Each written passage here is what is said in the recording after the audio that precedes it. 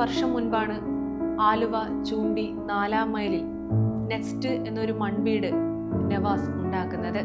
നവാസും രഹ്നയും ഏറെ സന്തോഷത്തോടു കൂടിയാണ് ആ വീട്ടിൽ താമസമാക്കിയതും. 80 സെന്റ് സ്ഥലത്തുള്ള ഈ ഒറ്റനില വീട് നവാസ് ഏറെ സ്വപ്നം കണ്ട് പണി കഴിപ്പിച്ചതാണ്. പലതരത്തിലുള്ള ഫലവൃക്ഷങ്ങളും പച്ചക്കറികളും നട്ടുവളർത്തിയ ഈ വീട്ടിൽ നിറയെ വളർത്തുമൃഗങ്ങളുമുണ്ട്.